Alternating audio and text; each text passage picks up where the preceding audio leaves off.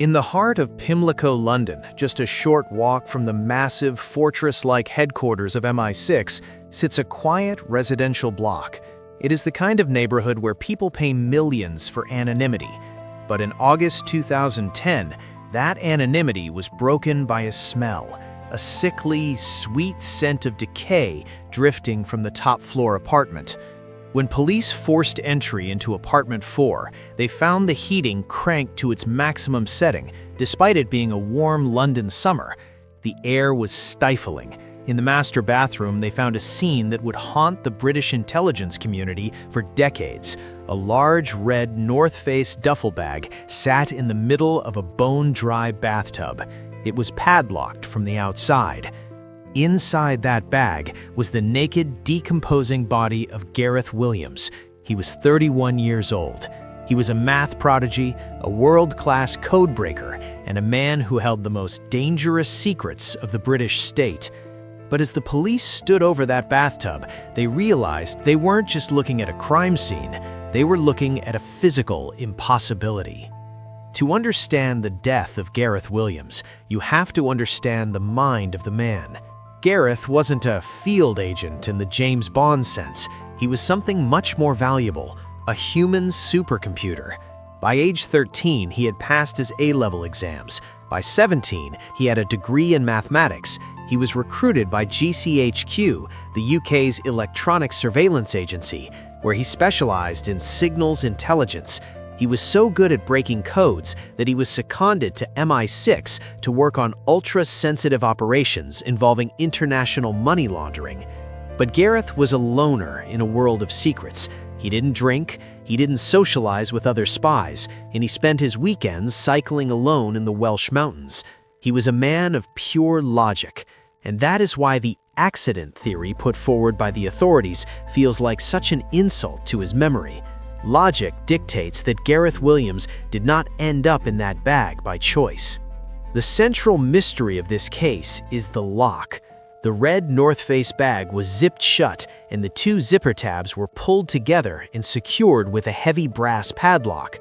The key to that padlock was found inside the bag, underneath Gareth's body.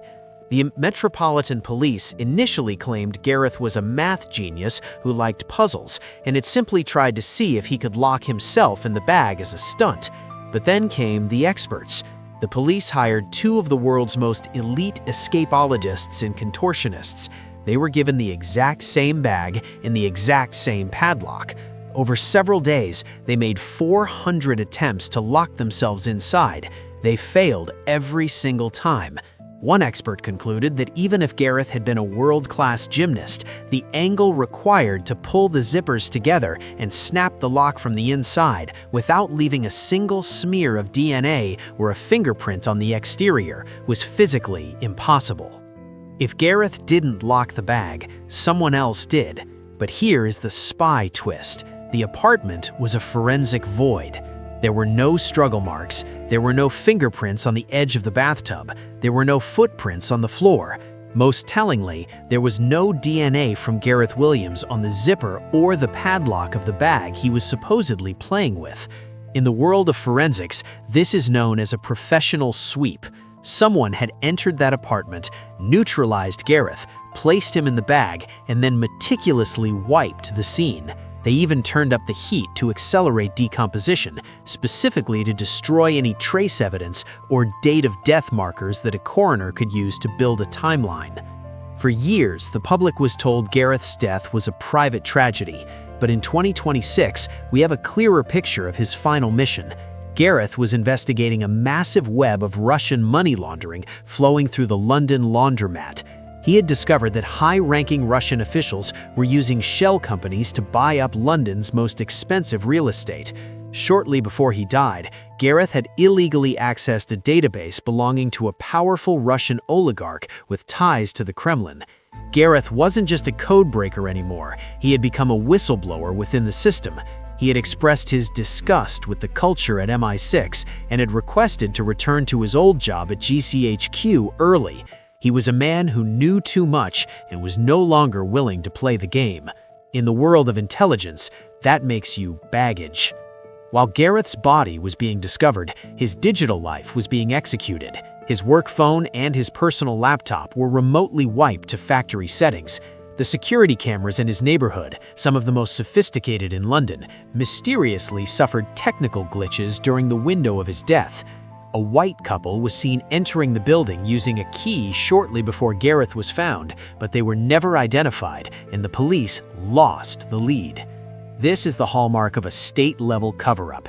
It isn't just that he was killed, it's that the infrastructure of the city was manipulated to ensure the killers could never be caught. The 2012 inquest into Gareth's death provided a rare moment of honesty.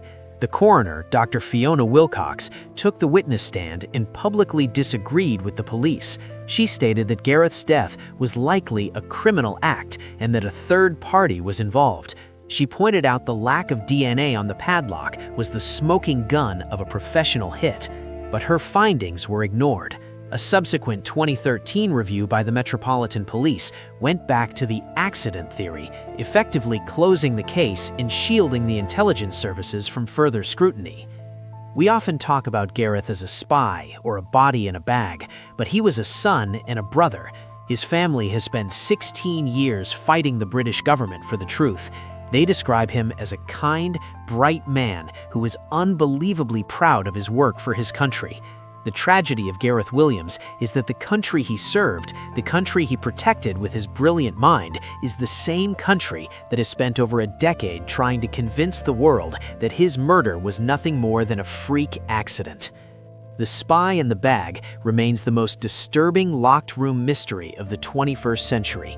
It is a case that sits at the intersection of extreme mathematics, international espionage, and cold-blooded murder. Gareth Williams was a man who could solve any puzzle, break any code, and find any pattern, but he couldn't solve the puzzle of his own safety. As we look at the red North Face bag sitting in that bathtub, we are looking at a message. It is a message to anyone who thinks they can challenge the system from the inside. We can pack you away, and we can make the world believe you did it to yourself. What do you think happened in Apartment 4? Was Gareth a victim of a Russian hit squad, or was he cleaned by his own agency to protect a darker secret? And why has the key to the mystery remained locked away for 16 years? Thank you for watching this deep dive into the dark side of London's secret world. If you want more stories where the truth is hidden in plain sight, subscribe and hit the bell. Stay safe and keep looking for the signal in the noise.